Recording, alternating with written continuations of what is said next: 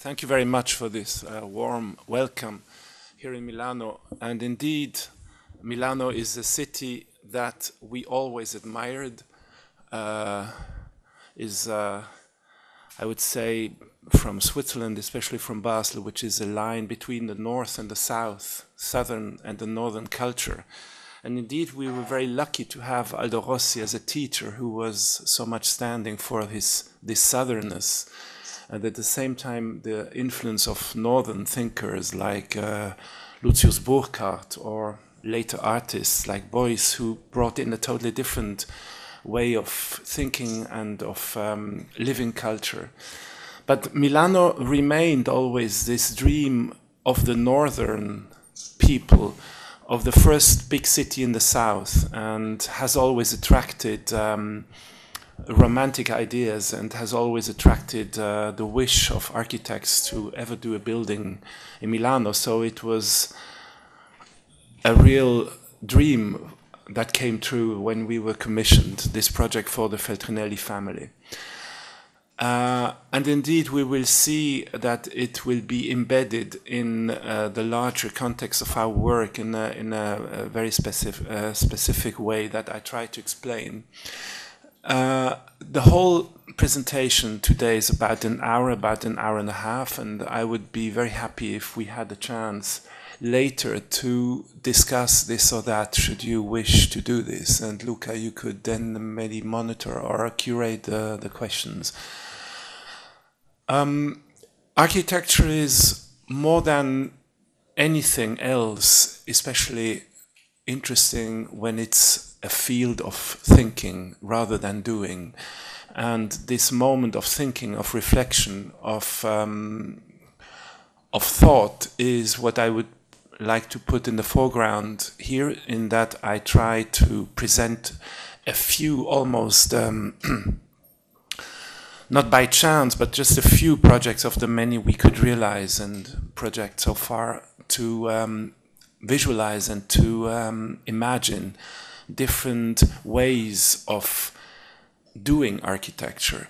And especially I would like to highlight one thing that we believe is the most important element for architecture, is to find its potentials. The potentials of architecture to do more than just a building, to do more than just fulfill the program of the client, but to reveal unexpected potentials that are indeed due to the creativity of the architect, to find out niches and areas and possibilities. That's what I would call potentials, to offer something for the society at large, for the community, for urbanity. Talking about potentials, the project, let's say, where we somehow discovered this importance, because this is not something that anybody teaches you at an architecture school, was Tate Modern, that we were commissioned in the mid-90s, and that opened up important doors intellectually, but also in terms of visibility of the company, of course. This is the Turbine Hall as we found it when we first went to the place as one of the competitors to do the competition to win this project. And the whole building was conceived like a kind of a cathedral, but it was a hidden cathedral. And this big hall, the Turbine Hall, was filled with machines. And on the right-hand side from here, you can see that this is, that was the so-called boiler house that we converted into a gallery house filled with spaces, so very compact. Whereas the Turbine Hall, we totally emptied it out, and we even removed the bottom floor, the ground floor, so we went down to the ground. We literally were digging out everything to touch the natural floor. And we decided, and that's how we won actually the competition, to leave that space totally empty, to just create this void that was never in a program, but that later became the key to the success of the museum, that this space would not remain empty and boring and in a fascist way, almost a monument of awe-inspiring kind of a monument, but would become a real public space for people of all kinds of social classes to hang out, even if you didn't want to go to visit the gallery or a museum. And of course, it also became a very important challenge for contemporary artists who are now commissioned one a year to do a special installation, like here, Anish Kapoor. Or the inauguration show was The Spider with Louise Bourgeois, and then later other artists joined that format and make their contribution to make that Turbine Hall really the most interesting potential that makes the project very different, the museum very different. We will later come back to the Tate in another context. The next, maybe really very well-known and globally known project is the Beijing Olympic Stadium, which, as we know, hosted the Olympics of 2008 and became a global landmark in its beauty and in its flashing light and in its almost heroic demonstration of what China can do to the world. And after 2 weeks of very impressive fireworks and very impressive demonstrations, an Olympic stadium becomes just normally a useless object. And we anticipated that. We knew that this could be a problem. And so we designed from the beginning, almost like a Trojan horse, we tried to think what the project could actually be in reality after the Olympic Games were over. And its naked structure, and that's like one first group I would like to propose, was designed not only to make it a beautiful and a challenging structure, but to attract people after the Games, like the Eiffel Tower did in Paris after the World Exhibition became then only really the monument it is now for the city, a kind of a park. And the same thing is happening now with Beijing, that the stadium, this kind of huge naked grid around the sport object inside is what makes the building so interesting. And it's like a social sculpture to climb around and to hang around for couples, for visitors from all over the world. The stadium is visited daily by more than 10,000 people who would pay a fee to go there. So what I want to say is that this project also, besides its function as an Olympic stadium, is the real project, is something else. Lincoln Road is a commercial project, but there too, the main thing is not its architectural beauty. That also, of course, is something that sometimes we succeed more, sometimes we succeed less. We did this project as, again, a demonstration of what can be done with such a boring program like, for instance, a garage. The project is located in a very lush area, so it's unusually open, unusually gardened, unusually beautiful. It is an open shopping mall, Lincoln Road. And that deserved more than just a garage like this one, because this is, in fact,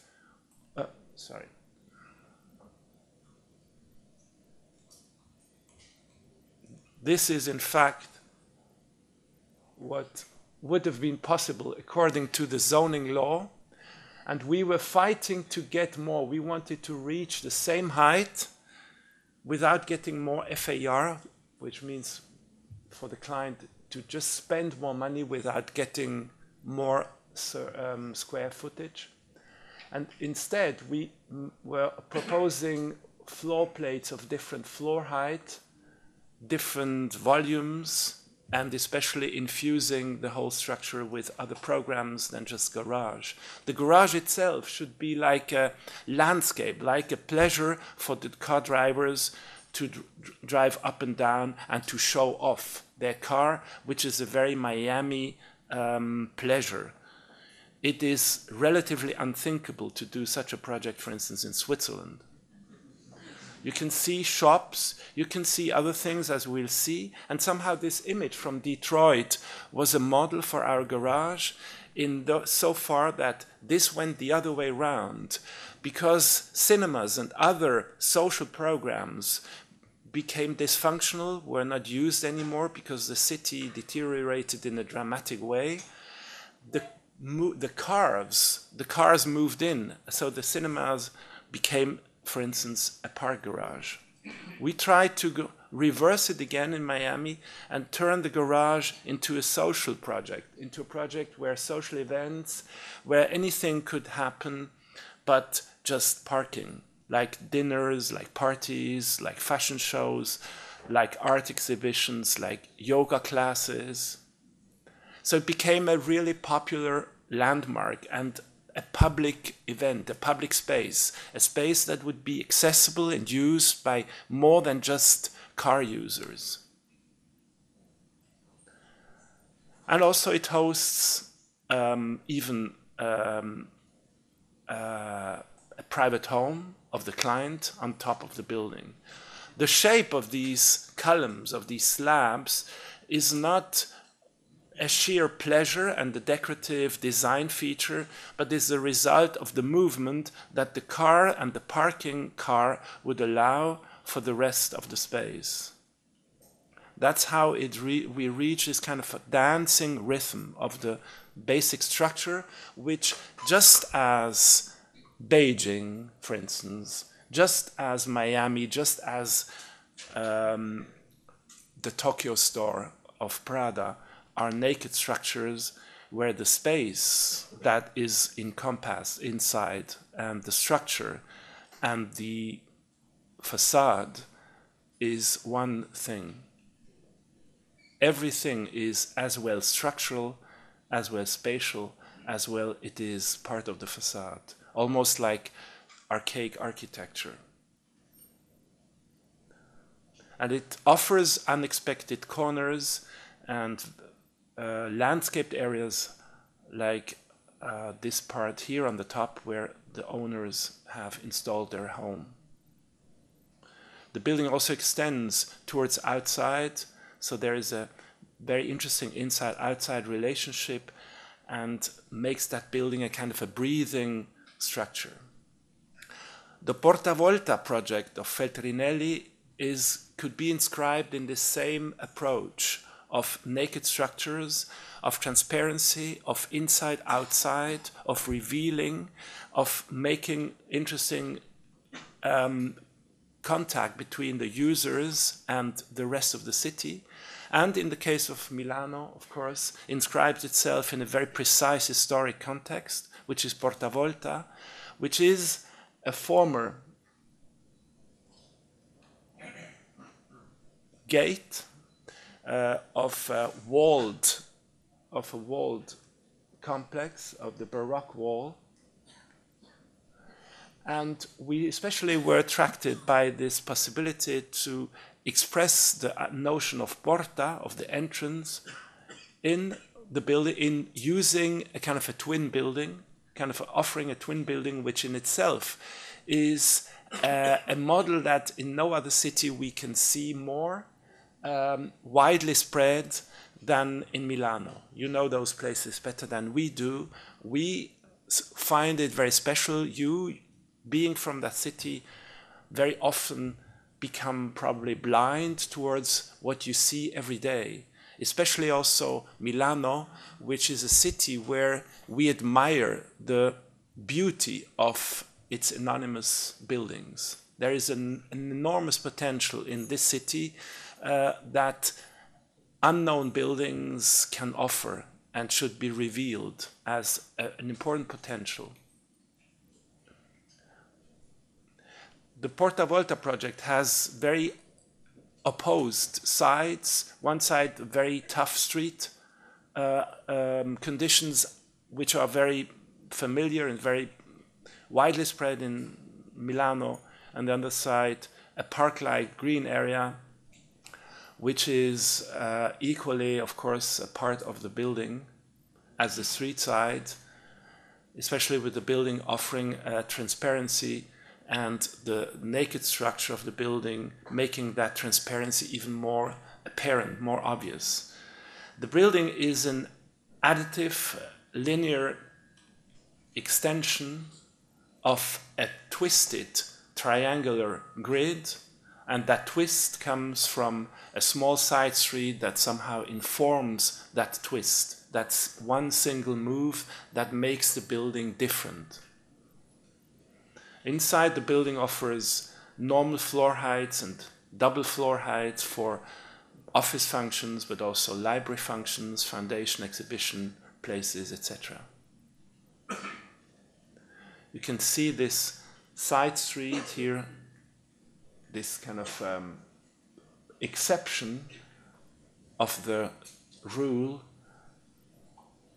the additive principle, as it was already said by Luca, comes from one of the fascinating traditions that was always highlighted by Aldo Rossi, which is this simple extruded linearity of Milan Lombardian architecture, this repetitive structure. And on the right-hand side, you see Galaratese, that I'm looking forward to visit, hopefully this afternoon. And then this Gothic influence, which also, I think, is typical for Milano and makes it a more northern city than the cities that many Europeans believe are typically Italian, which is based more on a Romanesque and Renaissance tradition in further down south. The Gothic or Neo-Gothic is expressed also in Torre Velasca, which also is a famous architectural monument. And in some way, this kind of structural nakedness and this simplicity and minimalism will certainly become a powerful ingredient of this architectural contribution. And next chapter is expressed in this little drawing, this sketch of a Lyman, which is a one-family house, stands for another category, which is the house. That is a form that we have been using in different ways over the whole years that we have been working and developing the work of Herzog de Meuron. And it has always found, and we've always found new ways to give this typology a new freshness and importance. Especially here, we believe it has a very interesting ambiguity, because it seems to just be a simple house and a very conventional building somewhere in the landscape outside Basel on the French side, but at the same time, with this lifted position, it opens up new possibilities, very contemporary possibilities that the traditional house form didn't offer to the users. Like the way you came in, the way you can park your car, the way you could hang out, the way you could offer an additional space, a kind of a public space under the building.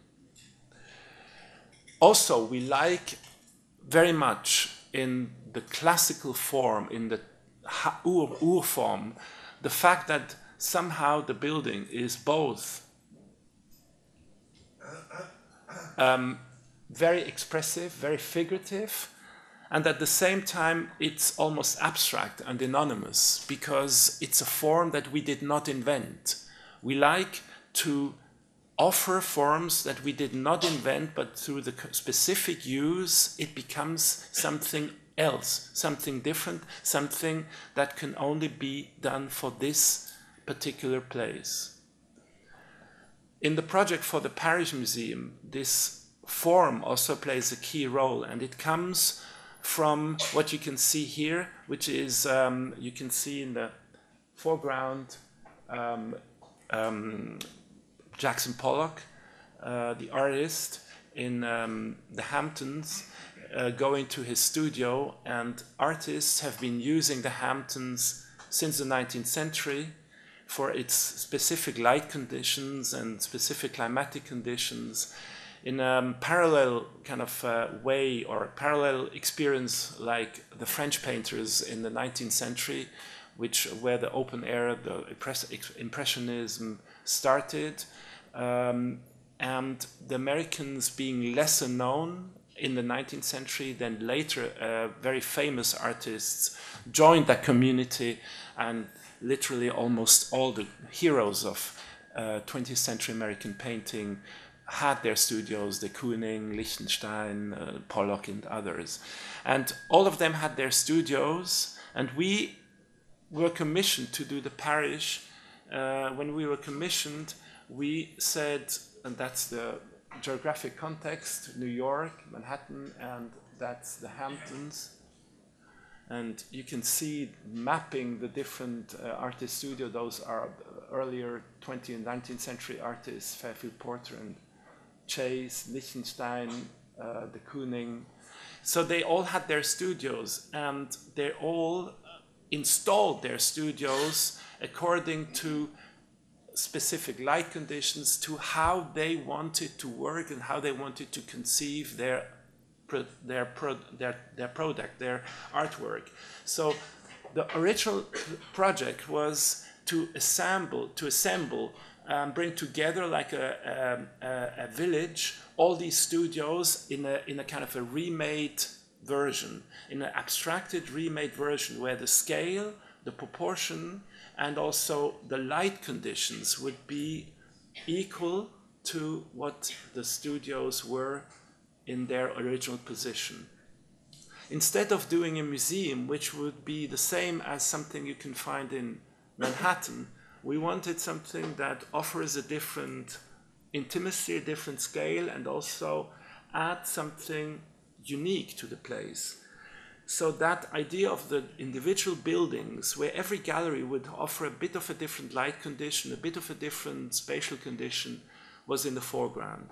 But the crisis, the financial crisis, made it impossible to further develop the project, so we had to restart everything. But stayed with this idea of the simple shack and the simple shed, and the fact that we did not want to do another museum which was based on the simple white cube and the loft, but stayed with this idea of the shed, of the artist studio, but simply extruded it and made it more simple. And in this simplicity and in this radical extrusion now lies the beauty and the quality of this project.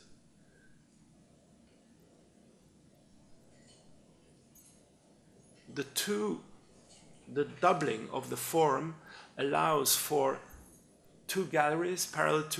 series of galleries parallel to each other, with a central corridor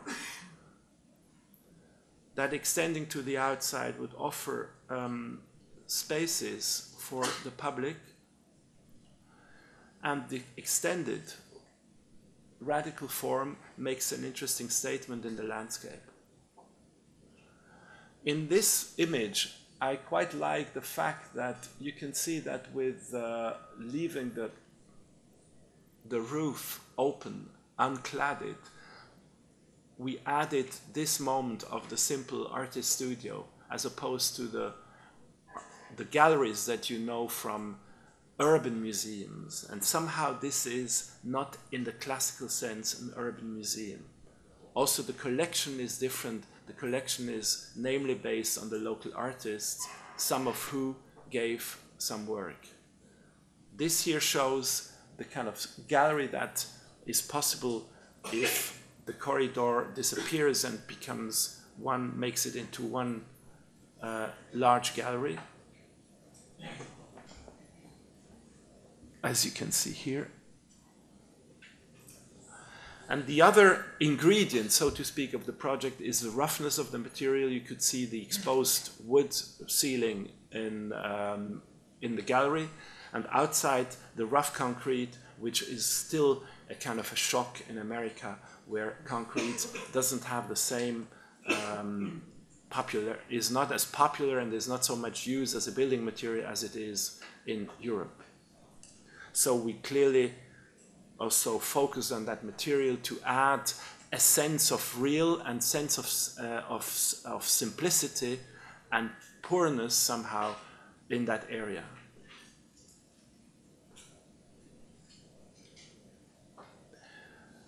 The next project takes that idea of the Urhaus, of the simple house, further. It's the project for Vitra, in that it is stacking the form and introduces something that offered us amazing new options, in that we pile it, we conglomerate it, or we stack it. And you could see this as a very important, let's say, chapter also in art history and even in philosophy, where you can question always what's the relationship between the individual part and the whole, and vice versa. We were commissioned to do the Vitra house a few years ago, that you can see here. And this is the campus of Vitra, which is now in the north of Basel on the German side, is more and more growing into a kind of an urban neighborhood, where different architects, great architects, could do a building. Most of them are in some way objects of their authors and make an interesting contribution. We tried to do something which is not an object, but is in that it is stacked and piled up, embracing spaces, offering spaces to hang out in between those spaces, under those spaces, so it became a more public kind of a building. Also, we wanted to extend it in the verticality, so that as a visitor you could go up and see the area. So these are like components that we introduced very early. Very soon we came up with this idea that you see here, this kind of sketch. And for once, which is rather rare, this drawing could almost literally be translated in a building. And what seems, of course, to be randomly put on top of each other is the result of very complex studies in where we examined how these simple extruded house forms could bump into each other, and through this bumping and intersecting they would create unexpected spaces and intersections that would offer spatial opportunities inside for the display of furniture. The building is actually a showcase for the Vitra collection, and somehow is a mixture between a store and a museum, and could also be used in that function as a museum or more as a storage, as the client wishes and as the company evolves over the time. In those areas where the different volumes are clashing into each other, there is a special area. And in these special intersection areas, we introduce stairs, vertical connections, which are, as opposed to the elongated, stretched form, are very complex and very tricky and almost like cave-like spaces. So when you walk through the building, the visitor, like a worm, drills himself through that building, and then landing into those spaces and spilling out into the rest of the building. And all these intersecting areas are very different, offering also very different spaces for the display of the furniture. So of course the house form and the different forms that we achieve through the intersections are offering different scales and different proportions, as you find them also in private homes, more intimate or more generous. The verticality that I mentioned, in that we stack it, allows for a vertical expansion and for the visitors to also look outside, because the majority of the spaces are stretched and elongated forms which open views, like viewing towers, or like, how would you call this, glasses through which you see into the landscape. You can see the very spectacular landscape, which is the end of the Black Forest, with its cherry blossom in spring, should it only come in the coming weeks, like you can see here. So you can also orient yourself out of the campus into the landscape. We used concrete to build the whole structure, and when we found it like this on the construction site, of course the question came up, why don't we leave it as it is, as exposed concrete? And of course that would pose questions of waterproofing, especially in those joints here. But especially we found very clearly that concrete would be too rough, too powerful. If you compare, for instance, to the Paris before, where we purposely wanted to do concrete, here it would have been too masculine, too dominant with this piled structure. So we choose something that is rather dark and especially uses the same material, offers the same opportunity for the roof as well as for the facade. So we clad it in this kind of render and tarboard material. And this photograph explains what I tried to say for those who haven't been on the site yet. The surplus, or what we gain with this kind of stack, is also this notion of public space, of covered plaza, of gathering point for school classes and groups, etc.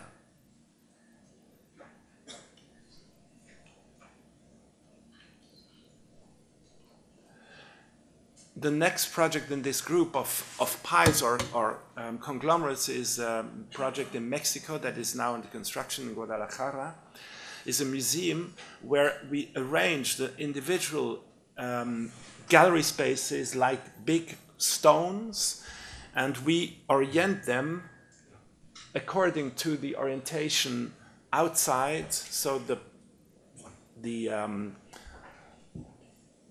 angles and the orientation of the individual pieces are much more orienting themselves to the landscape and to the specific light conditions of the outside, whereas the Vitra one was much more a kind of an interior law that was driving the individual geometry or the geometry of the whole. So the part and the whole in this case is very much to do with outside orientation, and then with, that's why every gallery has a different orientation, with reorienting the visitor once you move from one box to the next one. You will see that later in another plan.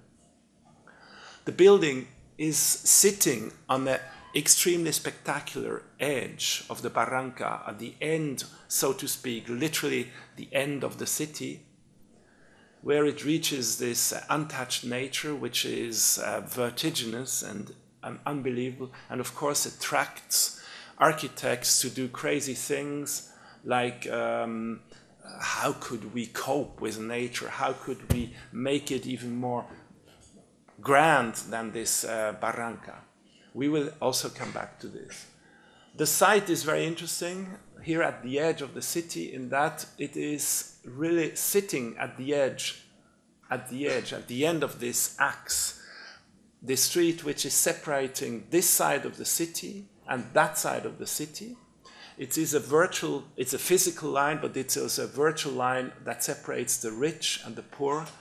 The rich here being identified with their swimming pools that we colored to clearly see how these social groups are separating, and how we believe that the museum, sitting on this axe, talking about potentials again, could be brought together in that, as opposed to the previous project, which was, as I said before, challenging the architect to be even grander than nature, to do a tower, which in itself is a kind of a stupid idea, a tower as a museum, in the barranca where it would be offset from the people, away from the people, and making it even more a kind of a threshold between the citizens and the museum goers and the collections. So we preferred, this axis, to reposition the museum in the park and to lift it up so the park could nevertheless be used. And so that the museum could literally become a covered plaza for both sides. That you moved in from the city literally like this and then use that as a terrace to hang out for whoever it would be.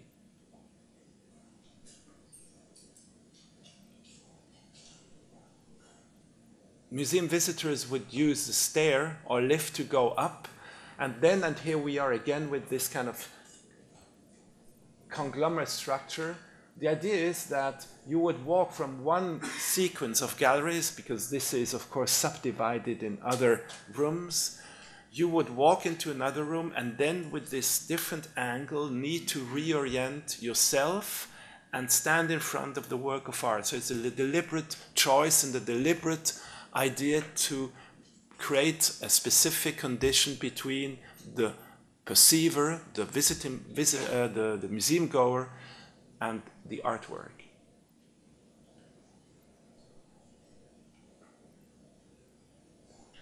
I don't explain the museum. It of course has some galleries with daylight, with side light.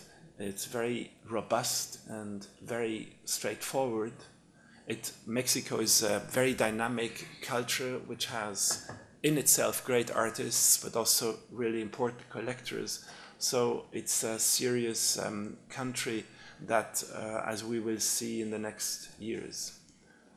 The building also, of course, uses that roughness to cope with nature, rather than to be a concurrence, but rather to blend in the amazing rock formations that the museum is sitting on.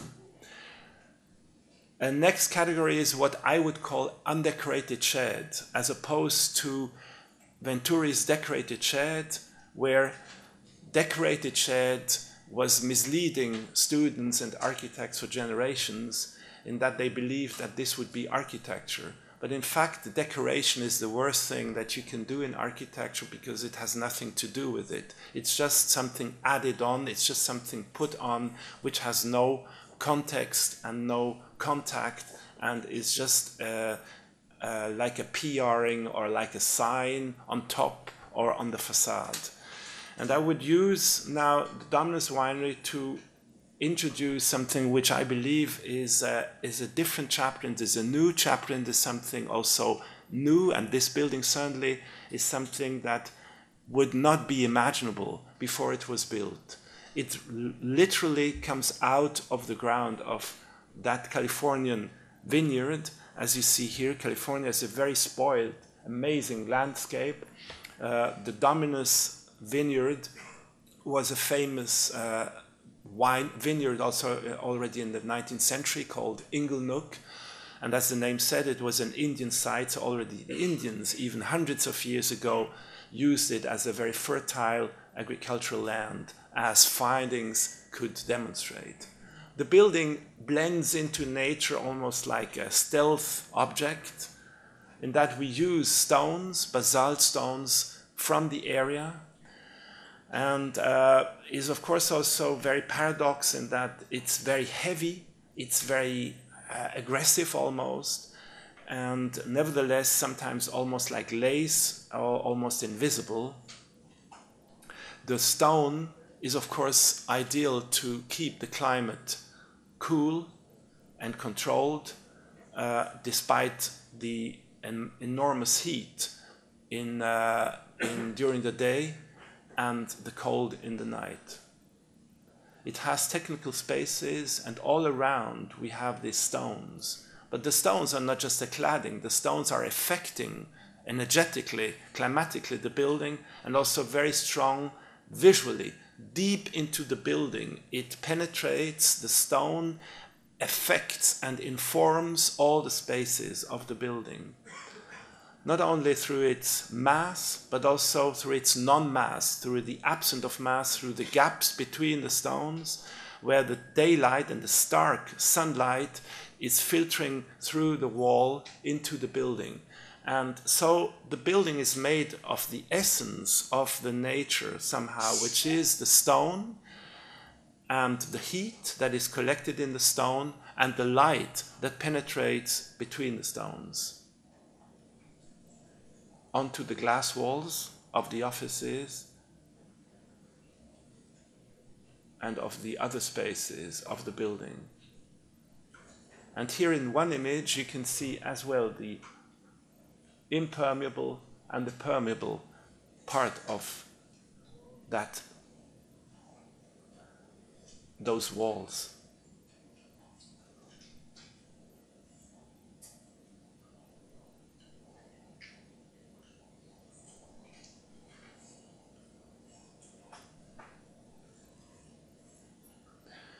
Because it's gabions and it's not mortar and brick. It's gabions, which means metal baskets. The metal also is a material that we put into the play, in that it has a very subtle and very soft light effect when the sun moves around the building. It touches the building from the side in the evening. So evening sun comes from this side. So, and it's very interesting to see the building during the day with stark sun during midday, and with this very low sun from the side that exposes the metal rather than the stone of the building. So all of a sudden at night or towards the evening, the building becomes almost metallic. In a similar tradition, we see this project, which just started construction, which is for Ricola.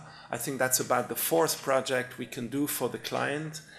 And Ricola is known for its herb production and herb candies. But the main ingredient for this is the herbs that they collect in different special landscapes in Switzerland.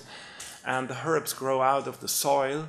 And the soil and the earth is the material with which we do that building. We'll do an earth building, which is in the tradition of thousands of years old adobe constructions that were spreading all over the world, from Asia to Africa, to Arab countries, to European countries. And everywhere they proved to be very valuable energetically, as much as in their maintenance and durability. Especially there in Laufen, this is in the southern part of the Basel area. Laufen, as the name says, gave the name to very famous ceramic products. The earth is clay, is ideal earth to do a building. Normally buildings would look like this, industrial buildings, wherever they are. This is also a Ricola building, and we built the building very close to here. And luckily, the clients decided to go away from this kind of almost criminal building typologies.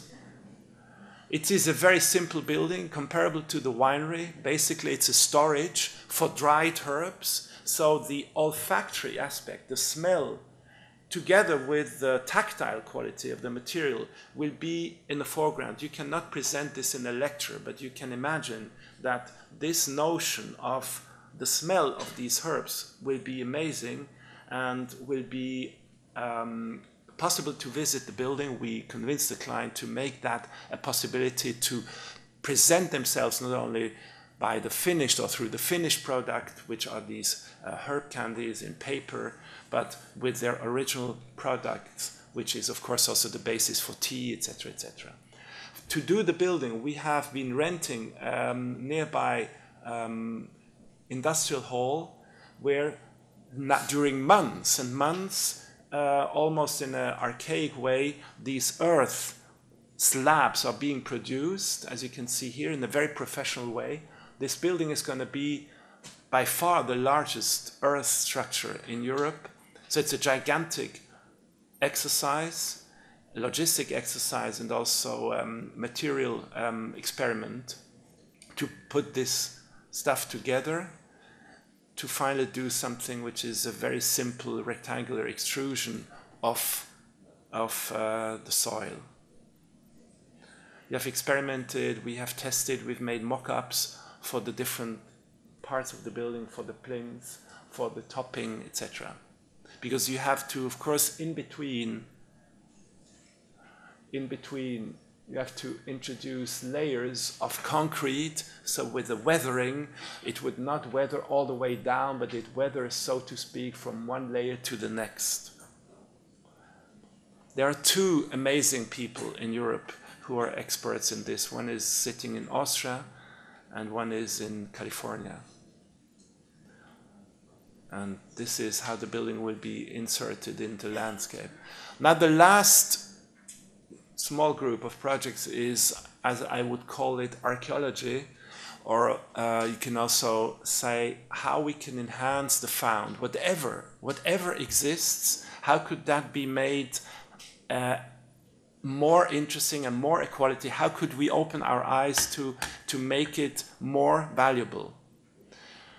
We're currently on the extension project for the Tate, and this is the finished building that would grow out of the oil tank area underground. This is what the slide says, TM2. It will be more gallery space, but it will also especially be more social space, more education spaces, more places to attract visitors for other programs than the traditional museums would offer. In the future, we will have the Turbine Hall that is underneath here, the classical gallery sites, and then this tower with galleries here, and underneath with oil tanks. As you can see, oil tanks are existing spaces underground that since the beginning, since 15 years ago, we wanted always to bring to the fore, but couldn't be realized in the first phase. The first phase is this part, and now we talk about this part here. That in the first step, this was opened and made accessible for the public, and was inaugurated last year, and is now closing down again because construction work is happening on top. But you can see in this diagram how in the future, besides the existing Tate, the new part will make the museum into a much more complex, interesting whole.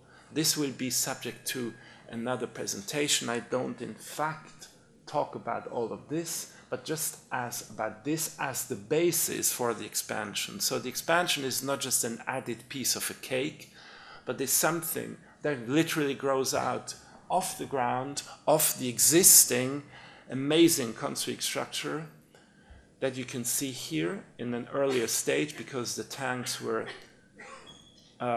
inaugurated, the roof needed to be remade, but all the rest could stay in place, so that we talk about a mixture of new structure and existing heavy concrete structure, as you can see here, that offer a world in its aesthetic, in its space, in its dimension, something different and something you could never build from scratch, you could never have if you didn't find it, and if you didn't reveal it, and if you didn't prepare it for the user. And for artists who like to be offered different conditions for the display of their artwork. This is that moment when the tank area was opened last year with an early version of how art could be installed, performing art could be organized. So one of the tanks is more for performing arts, the other more for installation art, videos, and special installations. So to make that a valuable part of the otherwise very classical galleries certainly adds an interesting value to the Tate and makes it perhaps the most attractive contemporary art museum anywhere in the world. That's the tank which is prepared structurally to host performing arts. Another one, which is another project which certainly could be mentioned in that context, where, let's say, the found or the existing city is an important basis before ever architecture starts, is the Caixa Forum in Madrid, which was also a power station and was hidden away between this Paseo de Prado, which is the most lively axis in Madrid, and where, as you can see here, you know, right across the street from the Prado, very close to the Thyssen collection and Reina Sofia, so it sits in this triangle, but nobody knew it and nobody could see it and find it. So we needed to first clean up, you know, convince the client to buy this land, to remove the garage, and to make it visible. We found the brickwork and the elevations very interesting and very beautiful, and could not use the spaces as opposed to the tanks before, especially because also the client wanted dramatically more space for its galleries and its programs. So an early sketch already shows the potential that we found in the existing, and in two moves, the top and the bottom. And so we literally chopped off the building from the ground, so we were able to add the building underground and to make an addition on the top.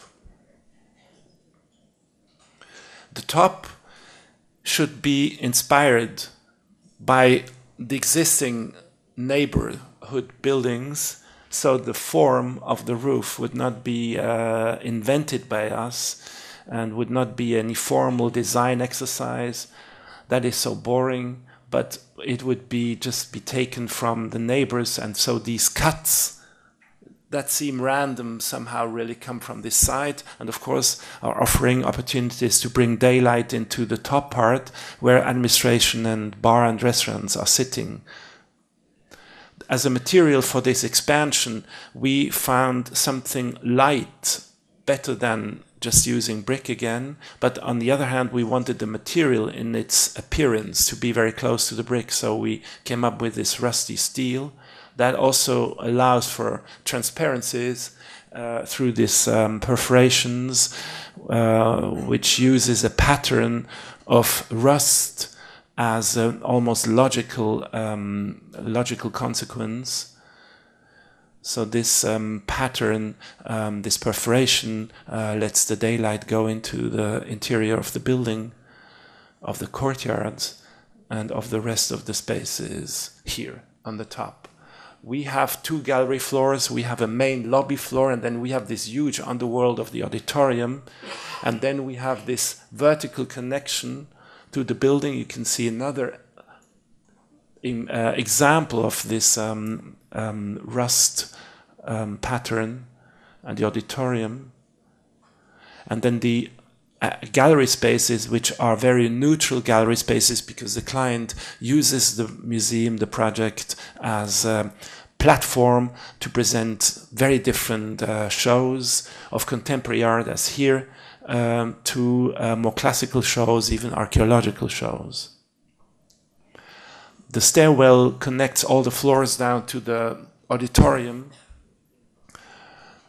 and then also connects, of course, the main lobby, which is above this hovering covered space, where the shop is, the entrance is, and then connects down to the covered plaza, which is in fact the main feature. This is also space that is being used in the hot climate of Madrid and becomes a very popular place, as the whole building, even if it's so small, has become the second most attended museum in Madrid, behind the Prado.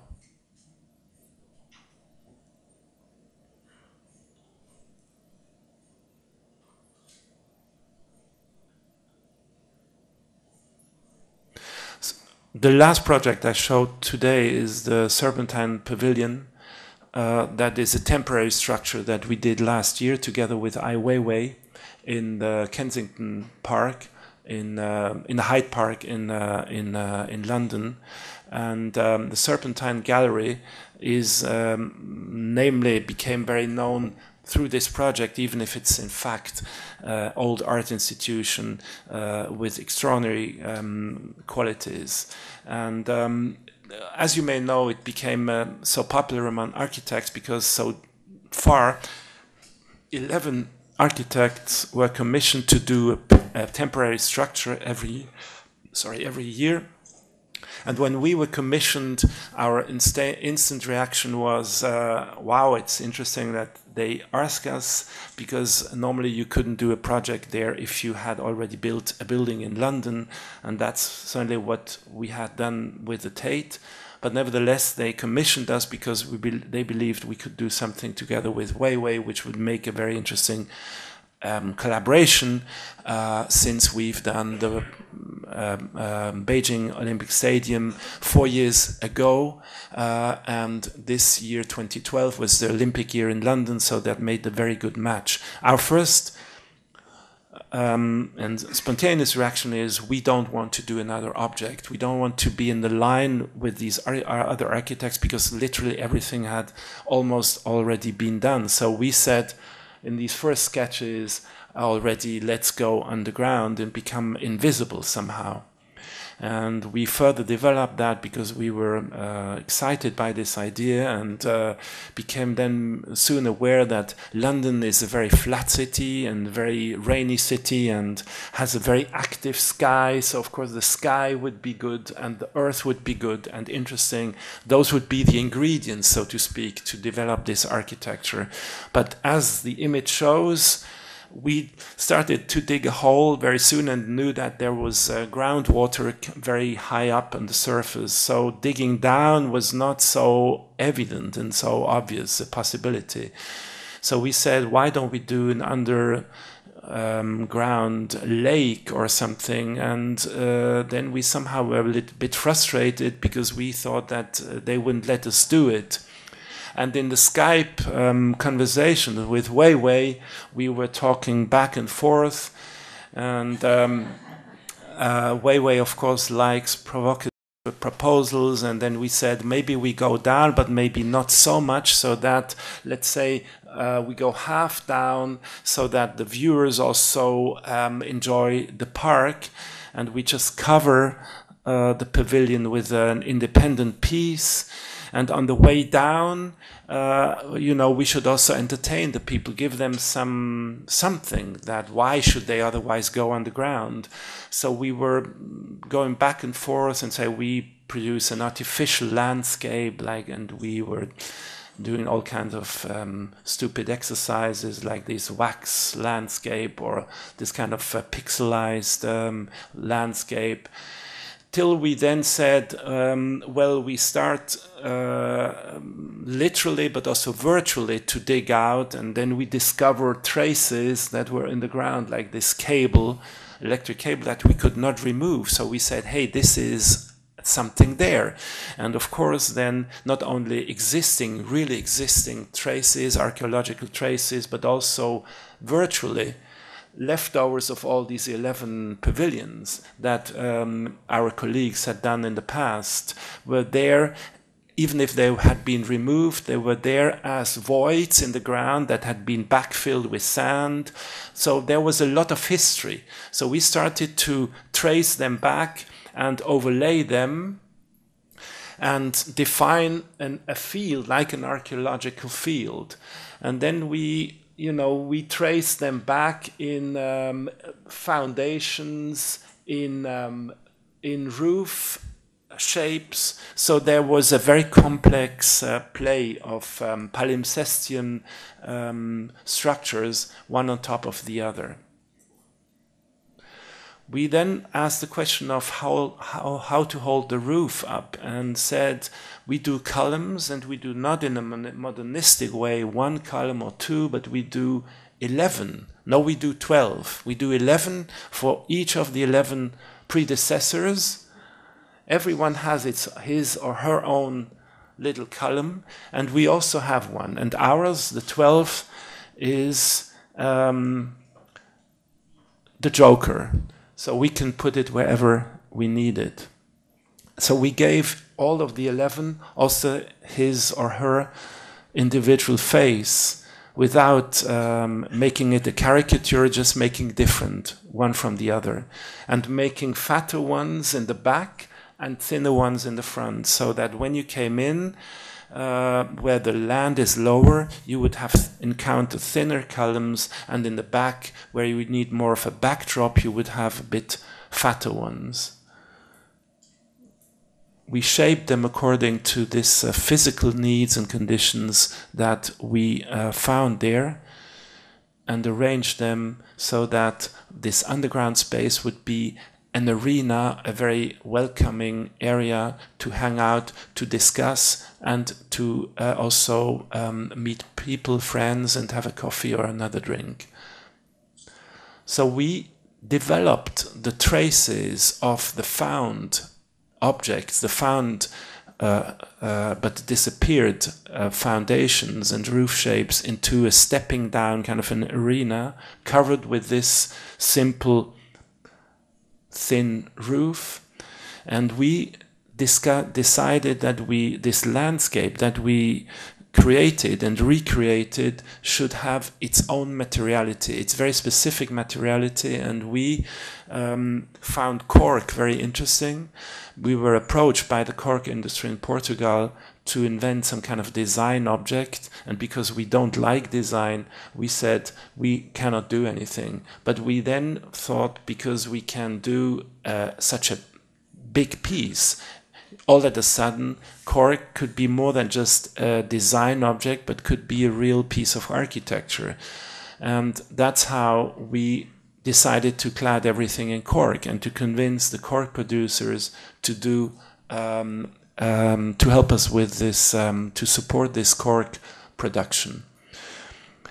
The cover, as I mentioned at the very beginning, should be dealing with the sky. So this pavilion is about the earth and the sky in a very symbolic way almost, but also in a very real way, in that the water surface that is produced through the rain, the London rain, always produces or consists of a thin film of about 5 centimeters of rainwater reflecting the London sky.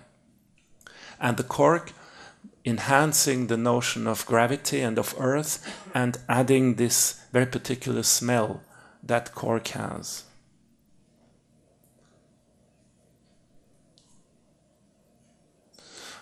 We produce these stools here for the people to sit there, as often we design something if it makes sense in the context of a project. So we believe this made a lot of sense here, and we also could see the people using and moving them around as they liked and as it was convenient for them. And the roof was very welcome as an opposed element and to reflect the sky and the trees and the park. And the vanity of the people. That's the last slide. Thank you for your attention.